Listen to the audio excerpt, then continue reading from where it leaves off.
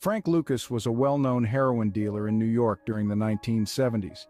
He gained notoriety for his confrontations with the mafia and was rumored to have earned up to $1 million a day at times. However, verifying the details of Lucas's life is often difficult due to his reputation as a notorious liar and exaggerator.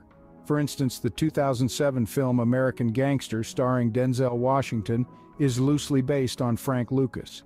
Many individuals who knew him argue that the movie takes significant liberties and is mostly fictionalized.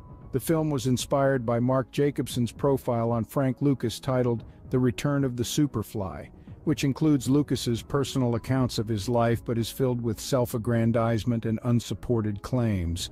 While it is known that Lucas became the heroin kingpin of Harlem, much of his life remains shrouded in mystery and folklore. There are numerous speculations surrounding how he built his drug empire and the methods he employed. In this video, we will outline how Frank Lucas established his drug empire and what transpired after his arrest and apprehension. Frank Lucas was born on September 9, 1930, in rural North Carolina. He grew up in a poor household and spent a significant amount of time caring for his siblings while enduring the strict Jim Crow laws in the American South. His childhood coincided with the Great Depression, which likely meant he faced financial struggles. It is possible that he resorted to early crimes, such as shoplifting, to make ends meet. While there is no evidence to support this claim, it was common during that time for incidents of violence to go unreported, as African Americans avoided the predominantly white police force, which likely had sympathies towards the Ku Klux Klan. As the oldest boy in his family, Lucas had the responsibility of providing for them. He resorted to stealing food and, as he grew older, also began mugging intoxicated individuals outside a local tavern. During his teenage years, Lucas found a job as a truck driver. He made an honest living for a short time working for a pipe company, but was soon found sleeping with his boss's daughter. After being caught in the act, Lucas got into a fight with his boss and struck him on the head with a heavy pipe. He then proceeded to set the place on fire and stole $400 from the cash register. Following the incident, Lucas's mother became concerned that he would be caught and imprisoned for his actions. She pleaded with him to flee to New York. At the age of 16, Lucas ventured to Harlem in the summer of 1946. It didn't take long for him to recognize the lucrative opportunities in the illegal drug and gambling business, which he saw as a way to make his fortune. His criminal career started with a gunpoint robbery at a bar, followed by a diamond theft from a jewelry store. One notable incident involved Lucas supposedly robbing all the participants in a high-stakes game of craps and subsequently getting involved in drug dealing within a gang's lower ranks. In the summer of 1966, Lucas shot a local resident who had backed out of a drug deal. This caught the attention of Ellsworth "Bumpy" Johnson, a prominent Harlem gangster. Johnson, who led an illegal gambling and extortion ring in the city, took Lucas under his wing and taught him the tricks of the trade. When Johnson passed away in 1968, a power vacuum arose in Harlem that Lucas was eager to exploit. He seized territory and established his own organization. Once he established himself as a gang lord, Lucas began planning. He reportedly took regular trips to hotel rooms to review his gang and learn from any mistakes. He meticulously went through every step and detail of his plans to ensure there were no loopholes. Frank Lucas wasn't the only one involved in drug smuggling. The mafia was prevalent in New York, and he had to find a way to bypass them. During the late 1960s, while the Vietnam War was ongoing, there were rumors of U.S. soldiers stationed in foreign countries using illegal drugs, including heroin. These soldiers returned home with PTSD and developed an addiction to heroin, causing it to spread throughout the United States. Different brands of heroin, such as Harlem Hijack and Mean Machine, emerged. Lucas wanted to eliminate the mafia and directly access the source of heroin. He traveled to Southeast Asia to find it himself. In Thailand, Lucas met Leslie Ike Atkinson, who ran Jack's American Bar, a place for African American soldiers. Atkinson, who was also Lucas's cousin by marriage, was from Greensboro, North Carolina, which created a sense of trust between them. Together, they journeyed through Thai jungles to locate Atkinson's source, a Chinese Thai man named Luechi Rubiwat. Rubiwat owned vast poppy fields in dense jungles near Burma and Laos. They processed the poppies into heroin inside nearby mountain caves. Lucas purchased over 100 kilos for only $4,200 per kilo, significantly less than the $50,000 he would have paid the mafia in the U.S. Lucas established a distribution system that involved soldiers and enlisted men, including foot soldiers and high-ranking officers.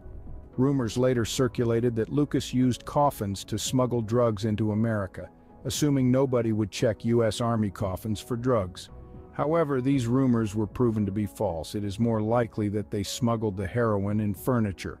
Military planes were used to transport the drugs into the country, with packages arriving at Army bases and then being shipped to accomplices who unpacked and prepared them for sale. The street heroin in New York City typically had a purity level of 5 to 6%. However, because Lucas acquired it at a low cost in Thailand, he was able to produce a product with a purity level of 10–12%. His brand name was Blue Magic, and he had a large customer base. Lucas employed his younger brothers as enforcers, controlling major thoroughfares in Harlem. Lucas also employed women to pack the drugs. They mixed the heroin with mannite and quinine.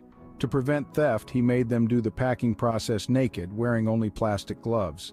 During its peak, Lucas claimed to be making millions of dollars every day. He laundered money to conceal it, using a bank in the Bronx to exchange dirty money for legitimate funds. He also hid money in the Cayman Islands, purchased businesses like dry cleaners and gas stations, and owned commercial and residential properties across the country. Lucas preferred to dress casually in order to avoid attracting attention. However, he admits to making one mistake. In 1971, he purchased a full-length chinchilla fur coat worth $100,000 and attended a Muhammad Ali boxing match. This turned out to be a massive mistake, as it was during this event that he first caught the attention of law enforcement. According to Lucas, the police were surprised by his excellent seats, which were even better than those of Frank Sinatra and Diana Ross. Naturally, being an unknown person who had accumulated significant wealth, this raised questions, and he claimed to have left the fight a marked man. Lucas enjoyed the celebrity scene and was frequently spotted at top nightclubs in Manhattan, mingling with the likes of James Brown, Diana Ross, Joe Louis, and Muhammad Ali. He also contributed $100,000 towards the production of a 1970s movie called The Rip-Off, a gangster film set in NYC. However, the movie was never completed. On January 28, 1975, the Drug Enforcement Agency DEA raided Frank Lucas's property in Teaneck, New Jersey. During the raid, Lucas's wife Julie threw suitcases filled with dollar bills out of the window in a panic. Despite this, $584,000 in cash was recovered from the property, along with keys to some of his Cayman Islands safety deposit boxes.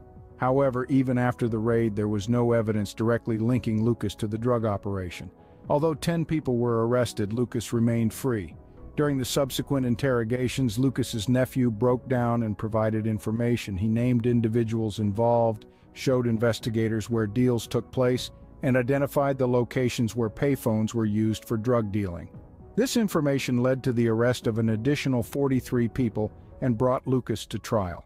At the trial, the truth about Lucas's heroin dealings was revealed.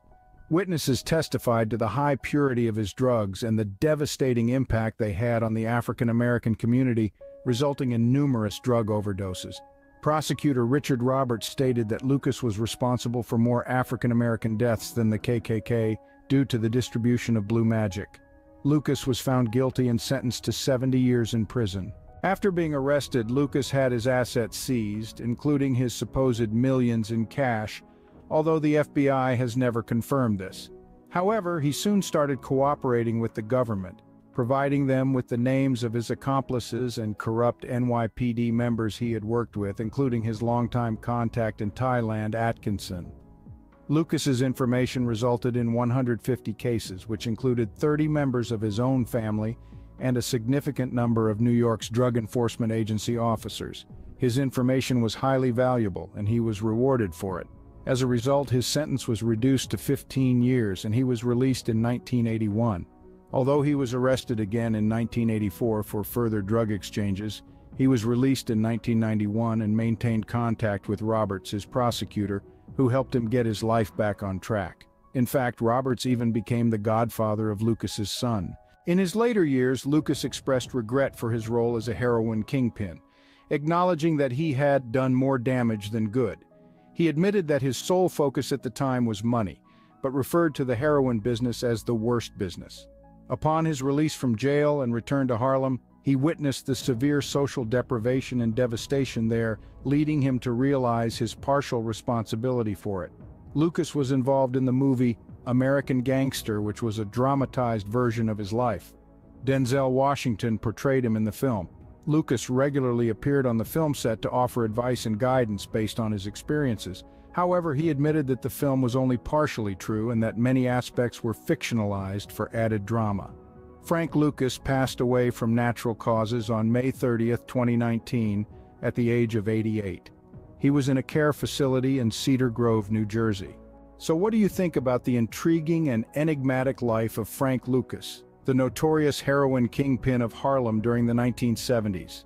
His story is a complex tapestry of criminal activities, myth, and legend. Despite his fame and fortune, Frank Lucas led a life filled with controversy and secrecy, making it challenging to distinguish between fact and fiction. Just like the enigmas surrounding him, the life of Frank Lucas continues to captivate our curiosity. Thank you for delving into this intriguing tale of crime and ambition. Always keep an open mind and remember to think brain outside the box. Bye.